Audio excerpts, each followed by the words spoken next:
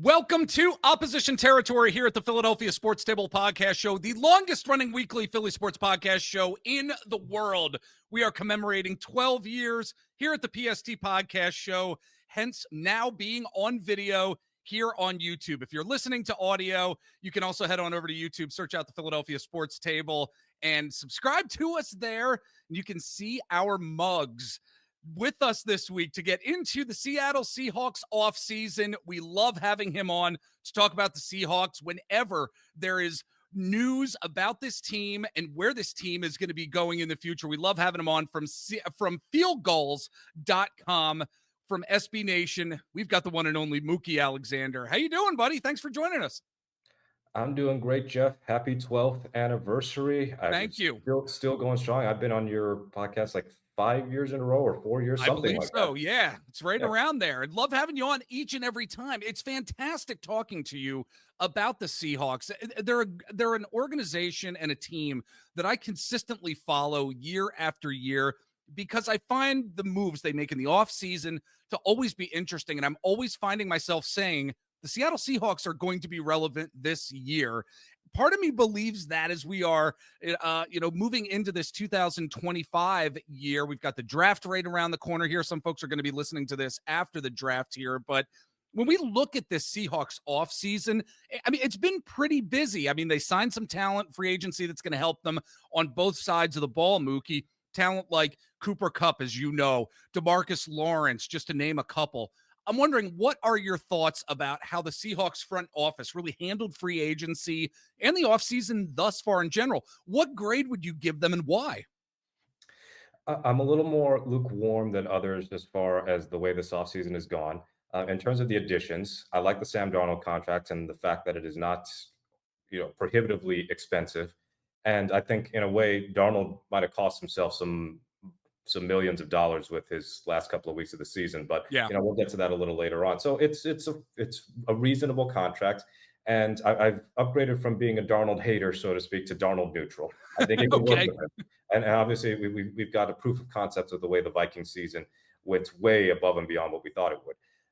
The Cooper Kupp contracts, 3 years, $45 million. Initially, I thought, man, that's too much for Cooper Kupp on the other side of 30, but I've been in this business for far too long to know up to 45 million means you got to look at the guarantees. You got to go to over the cap and see what are the real contract details on a per year basis. So again, it's more a sensible deal. And then same with DeMarcus Lawrence, another guy who's been around the block with the Dallas Cowboys all those years, unable to win many playoff games. It ain't his fault. I mean, he's been one of the focal points of Dallas's defensive line. And if he still has something left in the tank, he can help the Seahawks for sure. And his contract is, again, not as expensive as it looks. I think my favorite offseason move, actually, is less about who they signed and more who they kept, meaning Ernest Jones, the fourth, their starting middle linebacker. I mean, when you give up a fourth-round pick for Ernest Jones in the middle of last season to trading that fourth rounder to the Tennessee Titans and sending Jerome Baker over, I mean, you got to at least try to extend Jones. And Jones was a revelation. Seattle's defense had a significant turnaround upon his arrival. Yeah. So the fact that they kept Jones, I would say below market value, is a huge plus. And that's where I think John Schneider tends to be at his best, is negotiating those types of team-friendly deals where they're not breaking the bank. Sometimes it's an annoyance when they don't try and set the market early. I mean, basically the opposite of Howie Roseman.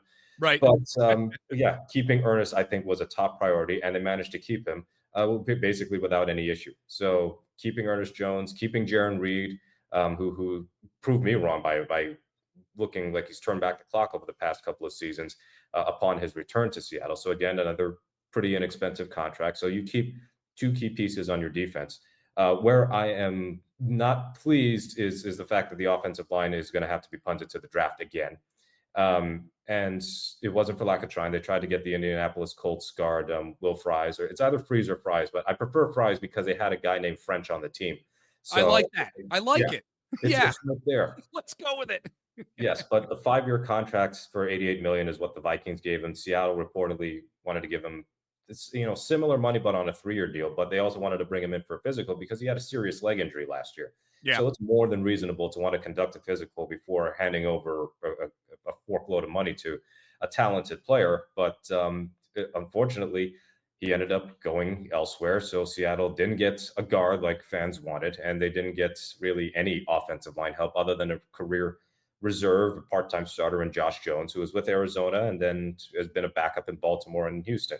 So it wasn't for lack of trying as far as the offensive line, but they also looked at Tevin Jenkins, they looked at Dylan Radons and a couple other, second and third tier guys on the market, and they didn't sign any of them. Lucas Patrick went to the Bengals, I believe. These are all very, very cheap contracts. So they were deemed by John Schneider not to be fits for the organization, keeping in mind that they've got a new offensive line coach and a new blocking scheme, et cetera, et cetera. So the optimist in me says if Darnold can work out, just prove that this is not just a 1 year fluke, then that's going to elevate this free agency class significantly. If it doesn't work out, then there might be a cascading effect, because if Darnold doesn't work out, there's a good chance Cup might not work out either. And then Yeah. independent of Darnold, Cup and Lawrence do have their recent injury histories. And Cup's case, he's got a lengthy injury history. He's missed time in each of the last 3 seasons with some injury, and then he had the torn ACL back in 2018. And the fact that he's on the other side of 30, I mean, that's a common age for wide receivers at his level to start to drop off. So even though it's not a case of man, it's going to be hard to get out of these deals if they don't work out, it's also kind of a case where if they don't work out, then Seattle's probably not going to be a good team next year. So these are not risky signings, but they do come with the kind of the caveat that Lawrence and Cup in particular are at an age where they could experience drop off. And then the other free agent signings, I'm not too crazy about the Marquez Valdez-Scantling signing. I don't think he's really anything good except for deep passes, and then there's no guarantee he'll actually catch them. He's got a Right. significant drop history. But it's a typical John Schneider offseason is normally these 1 year, 2 year inexpensive signings, and then they move on from so many of those guys. Last year, they had a pretty poor free agent class and didn't re-sign any of them. So this year, they made, by their standards, splash signings. Darnold's their most expensive free agent signing ever under John Schneider, just by default, because they normally don't go for quarterbacks in free agency. They did with Matt Flynn, but 3 years, $24 million, even in 2012 dollars. Yeah. Big difference from 3 years up to 100.5 million. So there is a slight difference in how they're spending this year. They got cheaper through their moves of trading away DK, cutting Tyler Lockett, moving on from a couple other bets like Draymond Jones and Rayshon Jenkins, and then the Geno Smith trade has also got to be a factor there. But they didn't necessarily get younger because of Lawrence and Cup and Valdez-Scantling. So the 1 year deals that they did make, like Shamar Jean Charles and DeAnthony Bell, those are like fringe signings. It's no big deal. No Right. big Right. deal. There's no point in getting worked up over those contracts. So really, you measure a free agency class by the big signings up at the top, and you can see where it could work out for them. Yeah. Darnold proves this isn't a fluke, and Cup and Lawrence can stay healthy and be as productive or close to their best productivity levels. But you can also see how it can easily fall apart as far as their injuries and their potential age-related declines. And then in the case of Darnold, was this just 1 year in an exceptional system with exceptional coaching and great talent around him? So it's a wait and see for me. I'm more intrigued by what they do with the draft as Absolutely. opposed to just this particular free agent class. Yeah, absolutely. Because that's where teams are really built in the draft. I mean, free agency, you're kind of plugging holes here or there. I think conventional thinking with a lot of us that follow the NFL knows that you build future teams through the draft with that young talent. I'm not sure if you gave the grade right there for the front office. What are you thinking in terms of the grade there? Yeah, I'm going with a B minus, and B this minus. is encompassing everything. And to me, what tips the scales toward the positive for me is the Ernest Jones re-signing, Right. because I mean Seattle has had an issue with just finding consistent linebacker play, and then moving on from Jordan Brooks meant they started 2 new linebackers and got rid of both of them midseason. So you Yeah. got some stability at this position just with Ernest Jones, and he has the potential to be a Pro Bowl or even an All Pro level linebacker, and that's huge for this defense, considering Mike McDonald, when he was with the Baltimore Ravens, his defense started to turn around after the Roquan Smith trade. Absolutely, yes, and I want to move on to Sam Darnold. You did mention him in terms of his contract, and what this quarterback position is really going to look like moving forward here for the Seattle Seahawks. Sam Darnold brought in after that fantastic 2024 regular season, as you mentioned, didn't have the greatest postseason, but I mean, he's slated to be under center, and like you mentioned too, it's a contract that the Seahawks can get out from under if things do not work. But I'm wondering as we're heading into this season, as we get even past the draft, training camp is happening. I'm wondering here, and it's kind of a two-part question for you here, Mookie. I'm wondering what the difference is that we are going to see from Geno Smith to Sam Darnold, and then also how the organization is looking at this quarterback position long term here at this point. What are your thoughts here? So the part one side with Darnold and Geno and the comparisons. I mean, Darnold could have his own Geno Smith story where he goes from team to team. He looks like he's a draft bust, and he would be an Yeah, even higher profile draft bust as a again drafted by the Jets, but he was also a top 5 pick. But the Vikings brought him on, and who knows what would have happened if JJ McCarthy had stayed healthy. But I think Darnold would have started anyway. It's just that I don't think anybody expected Darnold to be this good. And right. some of it I think was scheme related. It helps to have Justin Jefferson and Jordan Addison Yes. on your team. Those are two outstanding players. And Jefferson is as QB friendly a receiver as you can get in this league. But you also got to consider they didn't have a great running game. And then they lost their best offensive lineman, Christian Darrisaw, in the middle of the season. And TJ Hawkinson was also hurt for much of the year. Now, I'm a pretty big fan of Kevin O'Connell's offense. Again, not perfect, but nobody's perfect. But I think they work to Darnold's strengths. He does like to air it out. He can be a bit of a gunslinger sometimes, in much in the way that Geno can, and it gets them into trouble, and it bears out in some of the interceptions they make. But the one area where I'd say Geno would be better than Darnold, I think Geno processes the game better. But in terms of like physical traits, I think that Darnold just being younger, he's pretty much as mobile as Geno. It's just that he doesn't scramble as much. I like his pocket mobility when he's not seeing ghosts. I mean, he took some bad sacks last year, especially in the playoff game. Yeah. I think what people may not realize is he had a higher sack rate than Geno Smith did last season, and Geno was under siege Yeah. behind that offensive line. But it all comes down to situation. I think that Geno in a different offense would have given Seattle a very, very productive season, a lot better touchdown to interception ratio. I think that Darnold benefited in part from being in an offense where O'Connell knows how to scheme open just these wide open looks, and Darnold could execute the offense very well. In other words, it wasn't reinventing the wheel. It's just getting the ball out on time, finding the open target. But don't get me wrong, Darnold made some outstanding throws throughout the year, and you could Oh, sense yeah. his confidence growing. So I think that's what we have seen from Darnold is that you can run a functional and indeed an above average NFL offense with him at quarterback. So that's the optimistic side for me regarding Darnold. I think I would have been fine if Seattle had kept Geno, but I also realized that in his mid 30s, the odds of him maintaining this level of play over 4 or 5 seasons versus Darnold having decent years or even very good years, 4 or 5 seasons, big difference there. Geno could be retired out of the league in 4 years. Darnold should still be in his early 30s and theoretically in the prime of his career. So I Yeah. can see that side of wanting to acquire Darnold, even though I think that Geno at his best can be as good. And in fact, to me, based on his track record, his recent track record in Seattle, be a better quarterback than Darnold. And then as far as the quarterback room, now things have gotten interesting lately because there's no doubt Darnold is starting this year. Barring injury or some other catastrophic thing happening, he's QB1. But Sam Howell was slated to be quarterback 2, and then suddenly Drew Lock came back into the fold. Yeah. And Drew Lock was part of the Russell Wilson trade 3 years ago.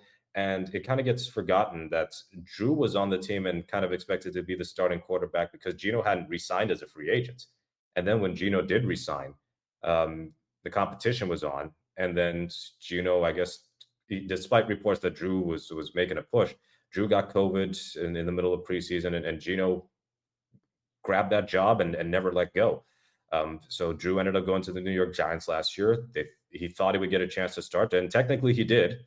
It didn't go well other than the Colts game that got the Colts defensive coordinator fired and cost the Giants the #1 pick. But now he's back. Right. So you would think on a 2-year contract that Drew Lock will be the new backup quarterback. So what's new? What's old is new.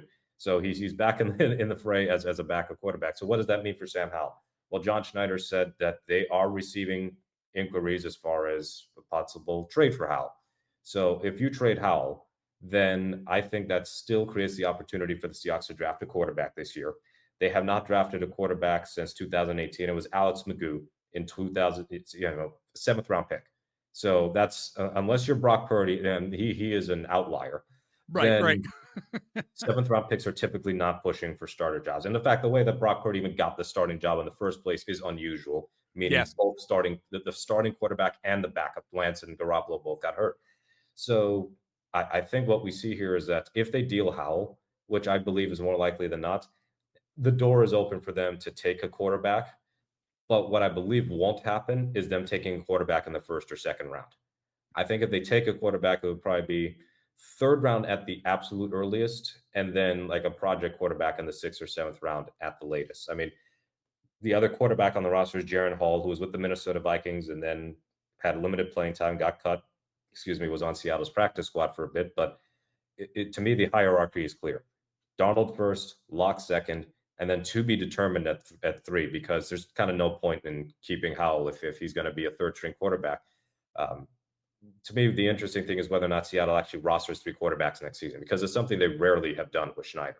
Yeah. So if they roster three quarterbacks, I think that increases the chance of a rookie being that third quarterback option than anything else. Because Howell, to go from your third string quarterback as a rookie to starting full time for the Washington Commanders the next season, to back up to Geno Smith the third season, and then you're back to third string quarterback in your fourth, I think another fresh start might be best for Sam. So it's probably time to move on. And all eyes, I think, will be on Seattle, whether they take a quarterback and in which round and who it will be, because Right. we know there's a wide variety of outcomes It's as an far as starter potential. Absolutely. It's an interesting storyline that I know so many NFL fans are going to be continuing to keep their eyes on what is going to be happening with this Seahawks quarterback situation. Again, folks, we're talking to Mookie Alexander from fieldgoals.com over at SB Nation. And Mookie, can you tell everybody where they can find you on the interwebs out there if you want some folks to give you a follow anywhere, social media, anywhere else on the interwebs? Yeah, on Twitter, I'm not gonna call it the 24th letter of the alphabet. Stupid. So I'm on Twitter There you at go. Mookie Alexander, and then I also run the Field Goals account, which is at Field Goals, and then I'm on Blue Sky. It's MookieAlexander.bsky.social. They make it so complicated, but it's a I good app. know. And then Field Exactly. Goals, Field Goals is the same way. So you can find me over there, and then some of my work gets on mainsbnation.com. I'll have something up later this week regarding what the last 10 reigning Super Bowl champions have done with their first round pick in the draft. Ooh. So that will Ooh. include what the Eagles did the last time they won the Super Bowl, meaning Yes. the 2017 season, and what they did the following year. And it may be lost to history that their pick is what landed the Ravens Lamar Jackson, but Absolutely. it's also what landed the Eagles Dallas Goedert after one more trade up in the second round. So that was beneficial. But spoiler alert, a lot of the reigning Super Bowl champions have a hard time finding that really good draft class after they win it all. Absolutely. That's going to be an interesting piece, buddy. I cannot wait to read that from you. And folks, if you are following us on various social media sites, we appreciate it. If you are not and you're on YouTube, right on your screen right now, our social media sites, we are on Instagram, Twitter/X. I am over at TikTok at Mr. Jeff Warren. You can like our Facebook page. We're over on Threads as well, and Blue Sky. You can search me out on Blue Sky, Jeff Warren, and just search out the Philadelphia Sports Table on various social media sites. Follow us. You can follow my co-host, Len. And actually, no, you can't follow Len. He's not on social anymore. He's like, forget this. I'm done with it. But you can follow Eric and myself as well, as we are moving along with the conversation here, talking about this NFL draft, Mookie, and what may happen for the Seahawks here. Some folks who are watching and listening to this podcast after the draft is all said and done, might come back to us and say, hey, what were you talking about here? But Seattle is number 18 overall. They got the number 18th overall pick. And I've been seeing a lot of mock drafts and reading articles where folks are feeling that they may actually trade back to get some more assets. Again, if you're listening to this or watching this after the draft, it'll be interesting to see what happened. Some believe the Seahawks are looking to build in the trenches, either picking an offensive lineman, maybe a defensive lineman. Where do you think the Seahawks should go with their first pick, whether it's number 18 overall or if you think they're going to trade back? What are your thoughts?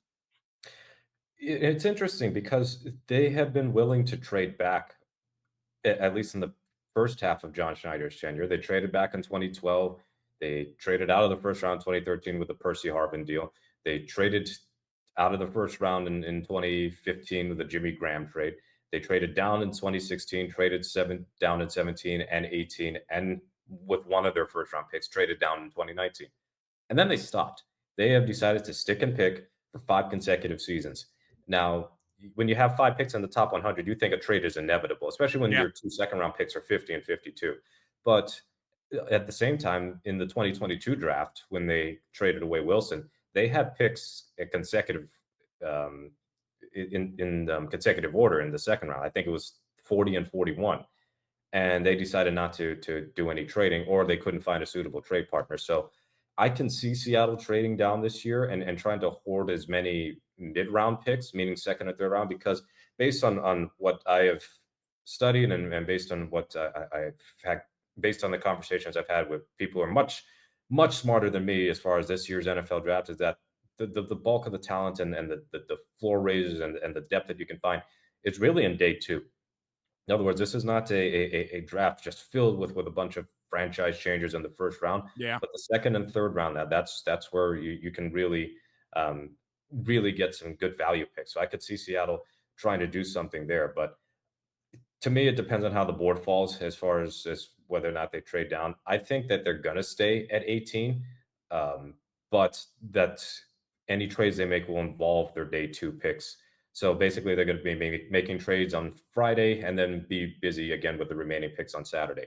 As far as which areas they should target, I think they got to target the trenches, and it's the offensive line. It would be the number one priority, but this is not a deep offensive line draft for what they need.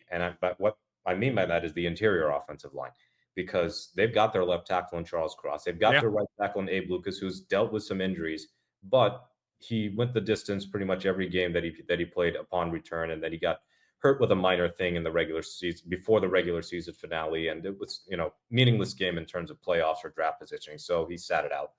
But you got your tackles. The guard play was ruinous for Seattle last season, and just churning through different lineups at right guard, and then Laken Tomlinson really was not great in his 1 year with Seattle. I mean, he was durable. He didn't miss any time to injury, but he's gone. He went to the Houston Texans. So you're going to need a new starting left guard. And then center, that's been an adventure. They have had, this year is going to be their 6th consecutive season starting a different week one center. So there's just been no stability at the position whatsoever. Yeah. And in fact, 1, 2, 3, 4, 5, 6. Sorry, it's their 7th consecutive year starting a different center, because I got to add that Justin Britt's final year. And then after he left, it's just been a revolving door. They haven't been able to keep anybody.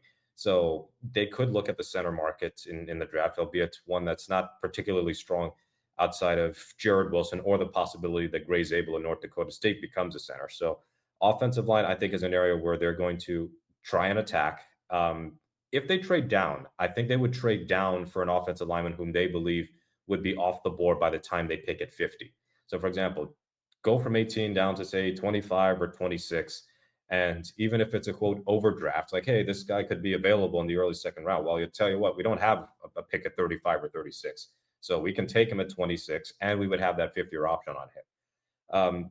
Defensive line, I know Kenneth Grant has been a player that's been mocked to Seattle a few times, the defensive tackle from Michigan. I don't know about taking a defensive tackle for the second year in a row after Byron Murphy last season, but I could see them investing in edge rusher. And even then, they have taken an edge rusher in the second round in the 2022 and 2023 drafts, and Boye Mafe and Derek Hall. So how much more do you want to invest there? Right. But with 2025, Donovan Izuraku of Boston College, he's coming off, I think, a 16.5 sack season. Albeit, it's not a strong conference, where Boston College is in the ACC, but I mean, that's great productivity. 16.5 sacks in college at a major school, that's really hard to do. Yeah. So I can see Seattle looking at edge as a possible need where they could have, somebody with a higher ceiling than Mafe or Hall, or somebody who could be like a contingency in case they don't resign Mafe after he becomes a free agent this year. So an area where I think Seattle could be sneaky if they don't invest in the trenches, and where I would support them taking somebody outside the trenches, would be wide receiver or tight end. Now, with everything I just said about Cooper Kupp, I mean, they only have two receivers under contract in 2026, and Kupp's one of them, and Jackson Smith and Jigba's the other. So, in the long term, they need wide receiver help. And this is a good, it might not be the same deep receiver class as it was in years past, but I still think there are a lot of talented players, which we'll get to eventually. And then tight end. If Colston Loveland is available at number 18, the Michigan tight end, I know that there's a lot of debate over tight end value and taking them in the first round and how they haven't really panned out. But he looks like he could be a different type of prospect, much in the way that Tyler Warren at Penn State Yep. could be an absolute franchise changer. But I Yep. expect Tyler Warren to be off the board by 18. So if Probably. they take Colston Loveland, it would be like taking a giant wide receiver in a way, but one who can also be a very good blocker and traditional tight end, as well as just being that flex option who could be split out wide or split out, put in the slot. So to me, this is a draft where Seattle really needs to invest in its offense more, and not at running back in the first or second round, because they've done that 5,000 times and I'm tired of them doing Right. that. But win in the trenches and win with pass catchers. So that means investing in the offensive line and investing in pass catchers. Those to me are the best value plays for Seattle. And I would like them to go toward the offense more in this year's draft at the top of the order than the defensive side of the ball, where I have my reservations about certain areas of depth on defense. But I also trust that Mike McDonald can improve the defense anyway. All right, very good. Well, we are going to take a very quick break here. And when we come back, we're going to be discussing day 2 and day 3 of the draft, what that's going to look like for the Seattle Seahawks. We'll be back in just a bit. All right, we are back again talking to Mookie Alexander from fieldgoals.com, great SB Nation site. And as we're talking about this NFL draft, what the Seahawks may be doing here on our Opposition Territory pod this week here, there are some players I know that you've been keeping your eyes on, perhaps day 2, day 3, that you really like, Mookie. Who are some of those players, and do you think Seattle might be able to get them? Yeah, day 2 or day 3, this is going to be borderline because Donovan Jackson from Ohio State, he was a guard, and then Ohio State's left tackle, Josh Simmons, got hurt. So that meant that Jackson had to move out to tackle. And Yep. on their way towards the national championship, I mean, Jackson was outstanding as a tackle, but to me, his future is at guard in the NFL. And I think he fits the scheme, the outside zone scheme that's Clint Kubiak and the offensive line coach John Benton want to run. I think that he would be plug and play, meaning he's a day one starter at left guard. And to me, they need a left guard more than a right guard. So I don't know if Jackson will go late first, but I think it's more likely than not he would be a day 2 player. And I would love for Seattle to take him. In fact, if he's available in the second round and they've already used their first round pick, I wouldn't hesitate to trade up to get him. Like package both picks or do Awesome. something Yeah. to get him and just get your offensive lineman, your guards to complement your standout left tackle or rising left tackle. Charles Cross hasn't been elite or anything, but he's been their best offensive lineman. So just having the left side of your line solidified there, I think would be so huge for the Seahawks. And then another offensive lineman option to me. I mean, the Georgia Bulldogs have they recruit in the trenches better than anybody, it seems. But Yes. most of the time we look at their defensive line. Well, their offensive line, they got 3 guys. They got Dylan Fairchild, no relation to Morgan, to my knowledge. And then they also got Tate Ratledge and Dylan Wilson. Now, Dylan Wilson, center. He could be a center option for the Seahawks if they're not confident in Olu Oluwatimi as their starter. Fairchild would probably be somebody taken in day 3. But Ratledge, if they want to, say, put Christian Haynes out at left guard instead of having him at right guard where he's more comfortable, I mean, Ratledge is pretty much a career right guard at Georgia. He's had like 4 or 5 snaps at that left guard. I think that Ratledge is that sort of a tough physical offensive lineman that the Seahawks could use. And again, I'm focusing on the interior because that's where they have had trouble over the last several years, especially when they're not re-signing guys like Damian Lewis, who they were good enough to at least be a part of their plans to have some stability on that offensive line. And then wide receiver, there are a couple of guys from Iowa State. Jaden Higgins, who's the bigger option, and Right. then there's Jalen Noel, who could be sort of that Tyler Lockett replacement because he can return kicks like Lockett did earlier in his career. But he's also, at 5'10" or 5'11" and 194, he's got some good speed to his game. He's got great hands and he's a very good route runner. So he could be that Lockett replacement of sorts. I'm actually leaning towards Seattle if they were to be interested in either one of them, taking Noel over Higgins because they do have, not small targets.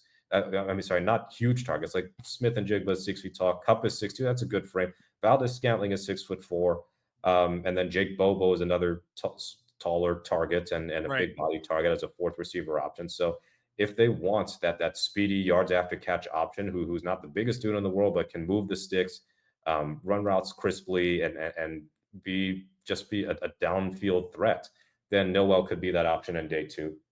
I also like Elijah Arroyo as a vertical threat as a tight end from the University of Miami. And then Mason Taylor, I think, could just be an all around very good tight end. And he was very outstanding at LSU. And we know his history. His dad is the Pro Football Hall of Famer, Jason Taylor. So, yeah, there are a lot of options on the offensive side of the ball for the Seahawks to me. And I'm really focusing there. One sneaky pick on day three rather, is Zoff Frazier from Texas San Antonio. He's a cornerback, but he might be like another Reek Woolen in that he's 6'3" and a former basketball player, I think. And he's got great ball skills. He's got a similar frame. He's just not as fast as Woolen, but Woolen ran in the 4.2s in the 40-yard dash. I think Frazier is somewhere in the lower 4.3s, so that's fast enough to me. And just that long arm corner who can track the ball well, and he seems to be a willing tackler, which has been a thing that has dinged Woolen at times. He could be sort of that late flyer cornerback option for the Seahawks because they don't have a lot of great cornerback depth right now outside of their starters, meaning Reek Woolen and Devin Witherspoon. Yeah. And then I guess Josh Jobe is nominally another starter. So just having more cornerback depth to me would be great for the Seahawks, given the fact that Woolen's going to be a free agent at the end of the season. So you when you make draft picks, you're never drafting just for this year. You're always thinking at least 3-4 seasons because that's the length of your typical rookie contract, whether through a draft pick or an undrafted free agent. So that's thinking 8-9 years ahead, silly. You might be out of a job by then. Thinking 3-4 years ahead is always logical to me. That's some great scouting information there, folks. And after you get done listening to Mookie's and my discussion here, head back into the podcast feed or head back onto our YouTube channel where you can check out my discussion with Matt Waldman from the Rookie Scouting Portfolio. He gave a lot of great scouting information as well. Highly recommend folks listen to that after you get done listening to Mookie and I here talking about the Seattle Seahawks. But as we're moving along with the conversation here, Mookie, even after the draft, some players are going to be starters out of the gate. Some, and the majority, are not going to be starters out of the gate. So with that said, two-part question for you about this team heading into the summer, this upcoming offseason as well. I'm wondering, what are the biggest strengths that you are seeing on this Seahawks team really heading into this 2025 season? Again, knowing that the draft hasn't taken place yet as of us talking right now at this moment, but what do you see as their biggest strength? Biggest strength right now, I would say on the defensive side of the ball, their defensive line has been remade in such a positive way. And I'm talking about the interior. So they could use a pure nose tackle. And I think they'll get one in the draft. And that's not a high priority to take early. Like you can get a space eater, so to speak. You can get somebody who is there to envelop and clog lanes, in the fourth round or later. But when you have Byron Murphy, who I think will emerge more and have better stats in the second season, and then you have Leonard Williams coming off a double-digit sack season, something the Seahawks haven't had in 7 years when Frank Clark was around. And then you have Jaron Reed, who is providing you interior rush, and he's still good against the run. So those three right there, that's a formidable trio. And you can certainly move Williams and Murphy and Reed all along the defensive line, and Williams and Murphy more specifically. So you have that little bit of versatility there, which I think Mike McDonald values greatly. And then, outside linebacker to me is functionally still the trenches because they're going to be dropping in coverage, but they're going to be rushing the passer more often than not. Yeah. And Derek Hall and Boye Mafe both had good seasons last year. Weren't consistent all the way, but I feel like the best is yet to come for both of them. So you've got two good pass rushers, maybe not, they're not Miles Garrett level, but who really is other than Miles Garrett. Right. But they have that potential to be very, very good pass rushers. And then Shannon Nwosu, he's been dealing with so many injuries that he had to basically restructure his contract to stay on the team. So he's kind of that complimentary two-way run stopper slash edge rusher. And then Demarcus Lawrence, you add him to the mix, and you've got a pretty potent front line for the Seahawks and Mike Yeah. McDonald's defense. But on offense, I'd say they're their biggest strength right now. I think their wide receiver room took a hit by moving on from Metcalf and Lockett, but Lockett might be on the downside of his career. And then, did you want to pay Metcalf that money? I was fine with keeping Metcalf, but maybe not necessarily at that cost that Pittsburgh gave him. And it seemed like it was time for him to move on. But it's tough because the offensive side of the ball, I'd say the running back position, if there were holes created, would be a strength. Because Okay. if you gave Kenneth Walker and Zach Charbonnet and Kenny McIntosh actual holes, instead of having them have to dance in the backfield for 2 Yeah. yard gains and 1 yard losses to prevent 6 yard They're losses. great. They're good running backs. Yes, They they're are. good running backs. I am curious to see if they trade one of those backs though, as a means of moving around in the draft, and then looking into investing in this year's draft class, because this is a loaded class for running backs, such that you could have Genty and Hampton and maybe Travion Henderson all go in the first round. Yeah. And we've had years where running backs have had at best one go in the first, but you got talent from the first round all the way through the seventh, and like Donovan Edwards from Michigan. Like, this is a deep, deep running back class, and Seattle might invest there. But if the offensive line can be fixed to something at least closer to mediocre instead of outright atrocious, then between that and the blocking schemes and what Kubiak and John Benton can do, thinking the best of them, then this running game could be pretty potent. And if you give Kenneth Walker space, he's hard to keep up with. And then Yep. Zach Charbonnet made significant improvements there. So as far as weaknesses heading into the season, Yeah. Let's talk about the weaknesses. Let's do yes, the 180 here. yes, the weaknesses, linebacker depth, I'm worried about with the Seahawks, and I mean off-ball linebacker depth. So Okay. I sung the praises of Ernest Jones, and then Tyrese Knight had a good rookie season after being thrust into the starting lineup once they jettisoned Jerome Baker and Tyrell Dodson. But after those two, they have virtually nobody else on the depth chart who's even played a regular season snap of consequence. I think it's basically just Drake Thomas, and he mostly played in the Dolphins game, and they were up comfortably throughout the day. And that's it. I mean, Yeah. everybody else doesn't have a snap to their name on defense. They're mostly playing special teams. So I would like for them to add a linebacker or two in this draft class.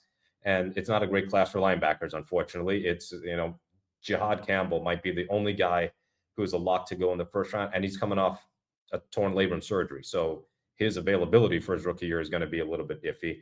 And then after like Carson Schwessinger in the second round, I think Demetrius Knight from South Carolina is a huge drop off. So Yeah. that's day three value. So I'm worried about middle linebacker depth and just inside linebacker depth. And then the offensive line, until proven otherwise, is a weakness for this team. All Crossing right. defense are good, but man, the interior line has got to be fixed. And that's whether through the draft or improving the guys you already have now. So Sundell or Jalen Sundell, Olu Oluwatimi in the center, or Christian Haynes at guard, or Satoa Lamea, another guard. Like, if you can improve those guys, then maybe they'll cease to be a weakness. But until proven otherwise, it's still a weak spot that needs to be addressed.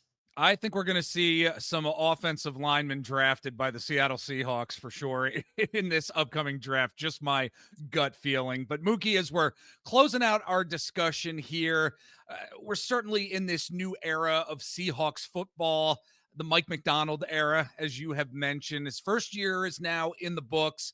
There were some positives, and of course, there were some negatives back in 2024 as he started off his head coaching tenure in Seattle. What do you think McDonald and the coaching staff need to do differently this year to get to that next level? I think one of the big storylines for the Seahawks this year is how they handle play action on both sides of the Okay. ball. Because what got Ryan Grubb fired, the offensive coordinator, was a distinct lack of play action. And then when they did do it, it was way too telegraphed. Meaning, if you're going to run to the weak side, then you at least have to fake to the weak side sometimes. Yeah. Basically, they were giving tells too often. That's even total amateurs like me could spot using my NFL Pro account on the All 22.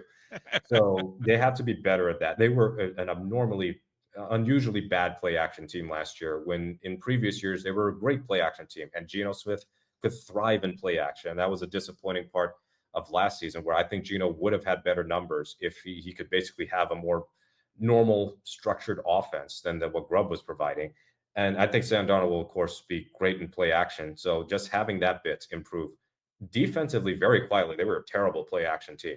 They were near the bottom or at the bottom, and even after they brought in Ernest Jones at defending play action passes, according to advanced metrics from NFL Next Gen Stats. So it's an area they have to improve. So I think that's the coaching staff really has to hammer that point home. That play action is the cheat code in the NFL, and improve their own offense and improve significantly on defense. And I think that'll help the team greatly.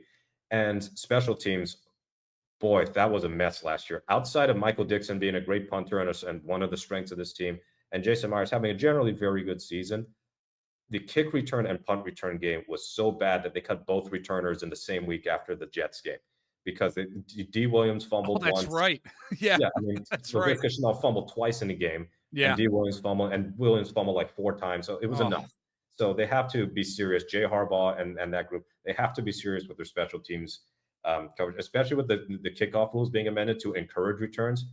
I would really prefer to not have liabilities out there with the return game increasing. So, so far so good with McDonald. I think he's showcasing good leadership abilities, at least from what we see publicly. But offensively, I would also like to see them be more disciplined. Too many penalties, especially on the offensive line. I mean, Anthony Bradford, their starting right guard before he got hurt, I think he had a penalty for like each of the first 6 weeks. And then it slowed down and then he got hurt. But still, they were costing themselves games and valuable field position and all that with just undisciplined penalties, especially at home. I mean, yeah. the number of false starts and illegal formations. So maybe just getting back to the basics and being a less complicated offense and a more experienced coordinator in Clint Kubiak by virtue of being in the NFL, whereas Ryan Grubb never was. Um, I think that's an area where the Seahawks can look to improve. You always find ways to improve even your strengths, but there are a few weaknesses that were huge as far as the Seahawks missing out even with a 10-7 record. So yeah, get better at play action. Stop, curtail the penalties. I can deal with effort penalties, but I can't deal with just bad discipline penalties. Right. And then, of course, better on special teams. Like, pay attention to the return game a lot more than you did last season. The return game is important. We've been talking about it on this podcast platform for quite some time as it pertains to the Philadelphia Eagles. But gonna let you go, folks. He is Mookie Alexander from fieldgoals.com, a great site to get Seattle Seahawks news, information, tons of content over there. You and your colleagues do a fantastic job, Mookie. And again, follow Mookie over on Blue Sky. He's also on the Twitter/X as well. Buddy, it was great having you on the show. I always love having you on. You're a plethora of awesome information. Come back, join us down the road. I'd love to have you, my friend. Yeah, absolutely. And Field Goals will be live at the NFL Draft this year. I mean, I'm not, Ooh, because otherwise I should be on a flight right now. right. But Ted Zahn, who is one of our staff writers, lives in Wisconsin and will Nice. be going to the draft himself as a credentialed media member. So that's going to be cool. It's the second time we've done it the last 3 years. John Gilbert, my deputy editor, was at the draft in Kansas City. So we'll have some on-site content, hopefully, to provide to our readers. And hopefully the next time I'm talking to you, we have an offensive line as good as yours. Or the jealousy of looking at the Philadelphia Eagles, like, how did they do it? How did they just find these guys? And we've been looking for 20 years for a replacement left guard for Steve Hutchinson. Yes, like, yes. We must figure out what Philadelphia is doing and find a way to successfully imitate. Maybe if the Seahawks are willing to pay Jeff Stoutland, the offensive line coach, perhaps $800,000. I don't know. Maybe it could work out for you. But yeah, as we know around here, it's called Stoutland University, and that's how the offensive lines have been built. A former rugby player, 7th round pick, in Jordan Mailata, becoming an NFL player, not having played an ounce of football in his life, and becoming a Pro Bowler and one of the best left tackles in the league. It's a pretty astonishing story, and a lot of that is because of Jeff Stoutland. So we'll give him up for about 800 million That's what I'll say. 800 million. How about that? Yes. I was gonna say 800,000, I'm pretty sure that's Exactly. snowballing such a fantastic coach, but Exactly. 800,000,000, I'm sure, I'm sure that that money is lying around somewhere. I mean, we got a pretty advanced tech Right. industry, Right. out in the Pacific Northwest, so we could just scrape that all together. Folks, that's going to do it for us here on Opposition Territory. Hope you've been enjoying the content here at the PST Podcast Show, especially on video over here on YouTube. You can also subscribe to us on Apple Podcasts, Spotify, all major podcasting platforms. And again, you can follow us on various social media sites. Twitter, you can Twitter/X, I should say. I am over on TikTok at Mr. Jeff Warren. You can follow the show. Just search us out on Instagram, Facebook, Threads, and I'm over on Blue Sky. Just search out Jeff Warren and you'll see me there. That's going to do it for us, folks. We will catch you next time.